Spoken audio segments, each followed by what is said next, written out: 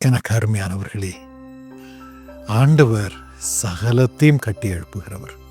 எபிரேயர் 3:4 படி எந்த வீடும் ஒருவனால் உண்டாக்கப்படும், எல்லாவற்றையும் உண்டு பண்ணினவர் தேவன். He is one who has created everything.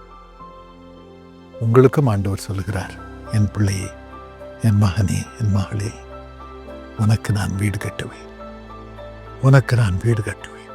1 நாளாகமம் 17:10 அதை வாசிக்கிறோம். உங்களுக்கு ஆண்டவர் கட்டும் வீடு என்ன வீடு? எதை கட்டி எழுப்புவார்?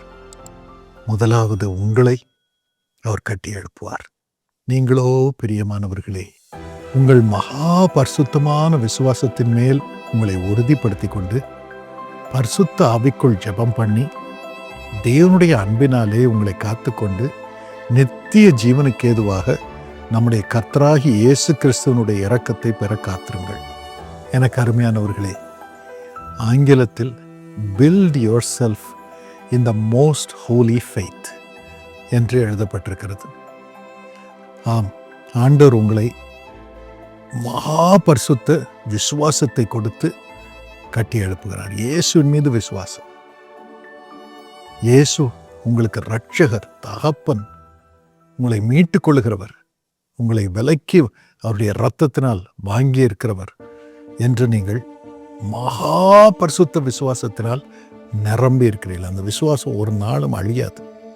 என்ன போராட்டம் வந்தாலும், என்ன கேலி வந்தாலும், என்ன பயமுறுத்தல் வந்தாலும், இயேசு என்னை அவருடைய பிள்ளையாக தமது இரத்தத்தை சிந்தி இரத்தத்தினால் விலைக்கு வாங்கி இருக்கிறார். அந்த விசுவாசம் வரும்பொழுது பாருங்கள், பரிசுத்த ஆவிக்குள் ஜெபம் பண்ணுகிறீர்கள். போராட்டம் வரும், சாதாரண ஜெபம் அல்ல, பரிசுத்த ஆவியினால் நிரம்பி அவர் கொடுக்கும் பாஷையை பேசி ஜெபம் பண்ணுகிறீர்கள். அது பிசாசின் போராட்டத்தை, எதிர்ப்பின் போராட்டத்தை, கவலைகளை, பாரங்களை எல்லாம் அழிக்கிறது. ஆண்டவருடைய ஆசீர்வாதத்திற்கான வாசலை அந்த ஜெபம் திறக்கிறது. அதன் பிறகு தேவனுடைய அன்பு உங்களை நிரப்புகிறது. என்ன போராட்டம் வந்தாலும், என்ன பயம் வந்தாலும், திகில் வந்தாலும், அழிவு வந்தாலும், நாசமோசம் வந்தாலும், விக்கினம் வந்தாலும், கேவலமான பேச்சுகள் வந்தாலும், தவறான குற்றச்சாட்டுகள் வந்தாலும், ஆண்டவருடைய அன்பு உங்களை நிரப்பும். அந்த அன்பினால் நீங்கள் எல்லாவற்றிற்கும் எல்லாருக்கும் மேலாக உயரும்படியான வல்லமை வருகிறது. எல்லாரையும் நேசிக்கும்படியாக கிருபை வருகிறது. அந்த துக்கத்தின் மத்தியிலும், உங்களை கேவலப்படுத்தும்படியாக ஜனங்கள் செய்யும் காரியத்தின் மத்தியிலும், ஜனங்களுக்காக பிதாவே இவர்களை மன்னியும், தாங்கள் செய்கிறது என்னதென்று அறியாதிருக்கிறார்கள் என்ற ஒரு ஜெபம் பண்ணும் ஆவி உங்களை நிரப்புகிறது. தேவனுடைய அன்பினால் நிரம்பின ஆவி. அப்பொழுது எல்லாருக்கும் மேலான நாமத்தை ஆண்டவர் உங்களுக்கு தந்து உங்களை உயர்த்துகிறார். நீங்கள் சொல்லும் காரியம் அப்படியே நடக்கிறது. தைரியமாயிருங்கள். அந்த கிருபையை கர்த்தர் கொடுத்து உங்களை மகா பரிசுத்த விசுவாசத்திலே கட்டி எழுப்புகிறார். அந்த கிருபையை கர்த்தர் உங்களுக்கு தருவாராக, இன்னைக்கு தருவாராக. உங்கள் விசுவாசம் உலகத்தை ஜெயிக்கிற ஜெயம், ஜெயம், அந்த ஜெயத்தை கர்த்தர் கொடுப்பாராக.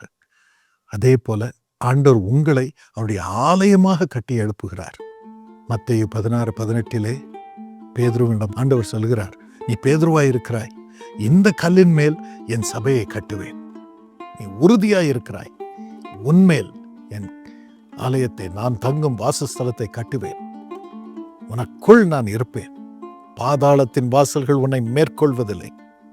என்ன வந்தாலும் தைரியமாக எனக்காக எழுந்து நிற்பாய். நீயே தேவனுடைய ஆலயம் என்று 1 கொரிந்தியர் 3:16 கூறுகிறது. நீங்கள் தேவனுடைய மாளிகையாக இருப்பீர்கள் என்று 1 கொரிந்தியர் 3:9 கூறுகிறது. You are God's beautiful mansion. எவ்வளோ பெரிய கிருபை! அடுத்தபடியாக அயலாரை கட்டி எழுப்பத்தக்கதான கிருபையை கர்த்தர் கொடுக்கிறார். அயலாரை கட்டி எழுப்பும்படியாக உங்களை ஆண்டவர் கட்டுகிறார். ரோமர் 15:2 படி நம்மில் ஒவ்வொருவனும் பிறனுடைய பக்தி விருத்திக்கு ஏதுவான நன்மை உண்டாகும்படி அவனுக்கு பிரியமாக நடக்க கடவன். 1 தெசலோனிக்கேயர் 5:11 அதை தான் வாசிக்கிறோம். நீங்கள் ஒருவரை ஒருவர் தேற்றி ஒருவருக்கொருவர் பக்தி உண்டாகும்படி செய்யுங்கள்.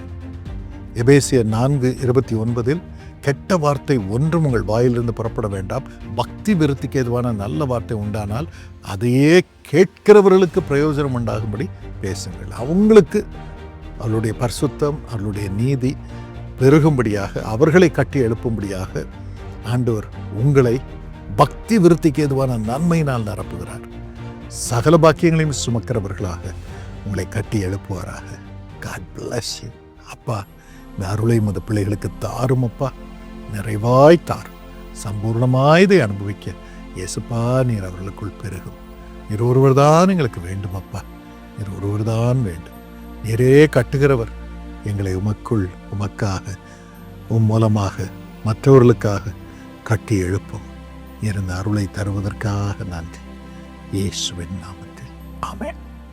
எனக்கு அருமையானவர்களே, ஆண்டவர் உங்களை கட்டி எழுப்பும் பொழுது நீங்கள் மற்றவர்களுக்கு நன்மையை கொண்டு வருவீர்கள். ஆகவே வேலையிலும், குடும்ப வாழ்க்கையிலும், ஆவியிலும், சரீர சுகத்திலும், பண பொருளிலும் உங்களை கட்டி எழுப்புவார். உங்களை உயர்த்தி வைப்பார்.